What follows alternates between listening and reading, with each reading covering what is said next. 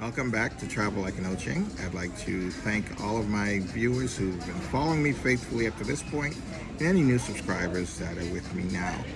Today I am giving my opinion or my hack on traveling on Symphony of the Seas and what my impression is of this beautiful ship.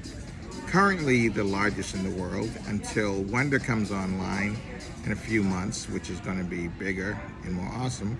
But Symphony, as of right now, is the largest cruise ship on the planet, and I'm on her, and I'm enjoying my time. So I want to give you some of my impressions, and we'll do that right after this.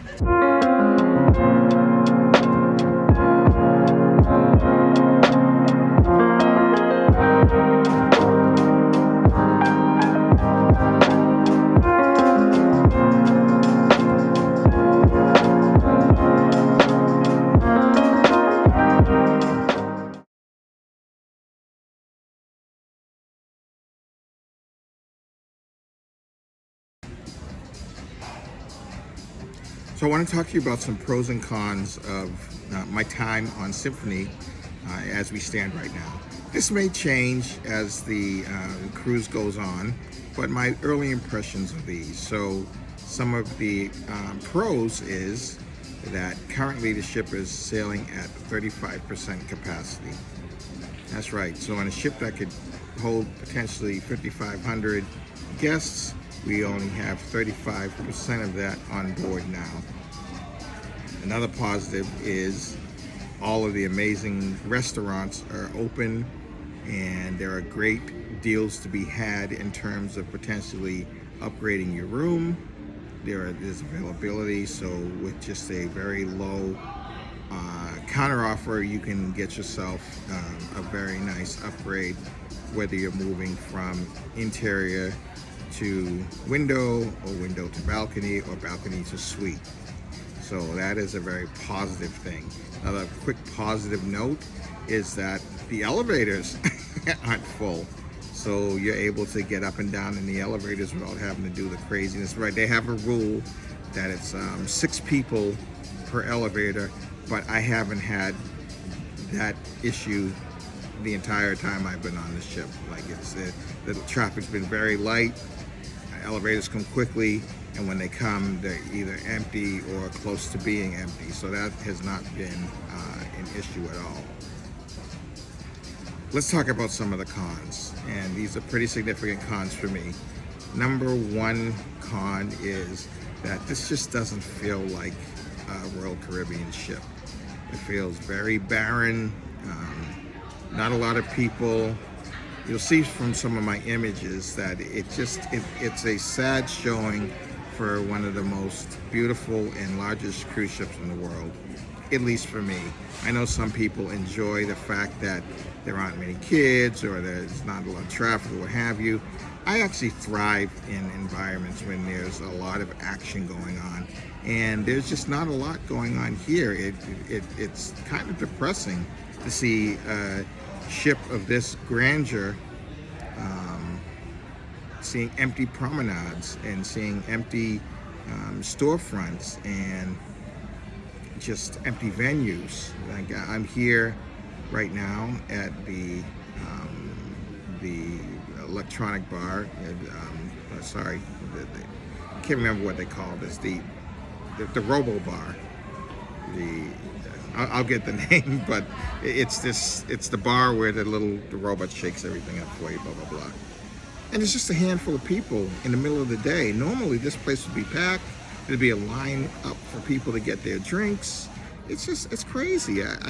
It's the weirdest thing to see and the saddest thing to be a part of, that this isn't filled to the gills. Now, I do realize that there is a cruising restart, and we're in the early stages of that, and I understand that, and I'm glad to be on this cruise, and I'm glad that cruising at least is existing now, and it's alive until we can get to a period of time when it becomes more normalized. But during this transition period, it's hard, right? I'm not digging this vibe. I love my room. I love the food. The people are nice. The guests I'm interacting with are nice. But it's just not the same. On a different front, one of the other cons that I could talk about is the embarkation process. It was a nightmare. Number one, the lines were just out the door. And I understand why, because they had to verify COVID status and check IDs and so forth and so on. But we were at reduced capacity. We were at 35%. And it took over 2 hours for that many people to get on board and get situated. I can't imagine how this process is going to be once we get more people sailing and get them involved in this process. So that was a real bummer for me. We're talking about additional pros for having reduced capacity on the ship. One was I had a great interaction with one of the crew members who worked in the bar. Normally, we would not have been able to have the type of interaction where I was able to sit down and talk with her about her job and about what she sees, changes in the changes in cruising with the COVID restrictions and the reduced capacity. Under normal circumstances, she would not have been able to spend that much time with me because she would have been so busy running around trying to get her job done that she would not have had the opportunity to talk. So definitely one of the benefits of having this reduced capacity is the interaction with crew members. Another positive about having reduced capacity is the fact that the folks who are cleaning the rooms, they now have an opportunity for additional growth because they can train at different areas of the ship that they normally wouldn't be training in. So for example, if the folks who are on the level of cleaning interior rooms or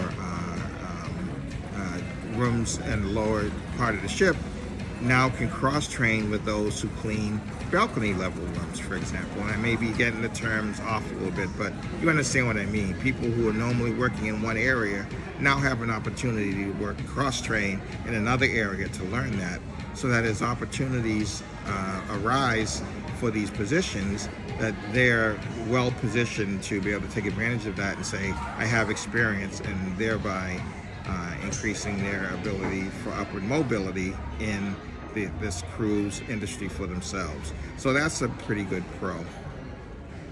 Talk about several of my cons. So again, one of my biggest cons is the fact that there aren't a lot of people around. I like people. I like the interaction. It's tough to come by that if there aren't many people. And quite frankly, that's what's happening here. It feels like a ghost ship to me, right? I walk down the promenade, walk down the deck. Middle of the day, late afternoon, night, even, the energy is not there. The pools are wide open. Now, some people may look at that as a positive, but what it looks like to me is that there's just not a lot of activity going on. Last night at one of the prime venues, there were 6 people in there. 6.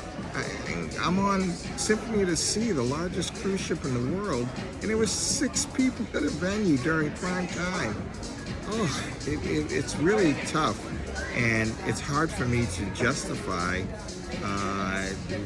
advocating for cruising other than the fact that I absolutely love cruising.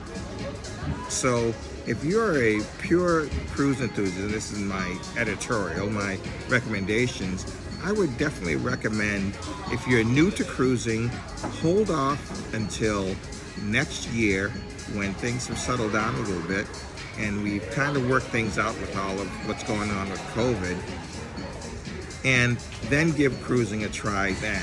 I think you'll have a richer experience.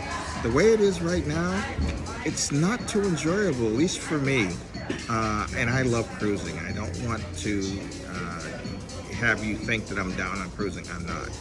I'm down on this whole process that's causing ships to sail at a fraction of what they could sail at. It's just creating a very If I didn't love cruising so much, I'd be upset. I'm not upset. I have a great room. I love my room. The food is awesome. The employees are fabulous. The ship is immaculately clean, pristine. Everything looks new.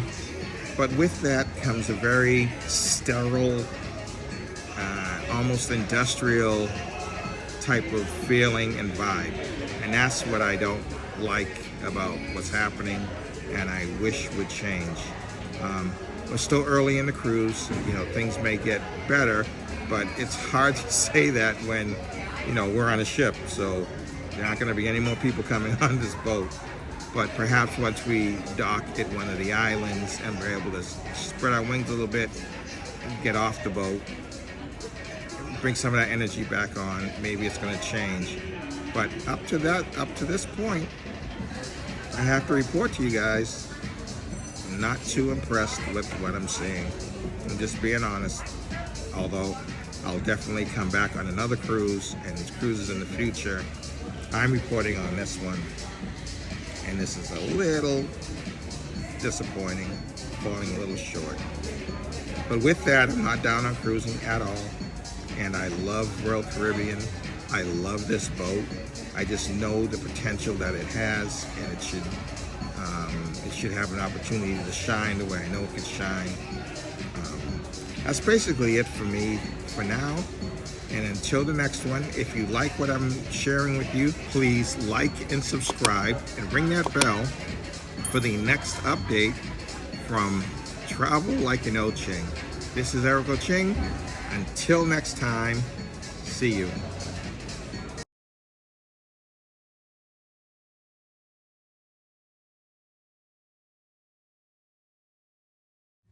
Remember to like and subscribe and click that bell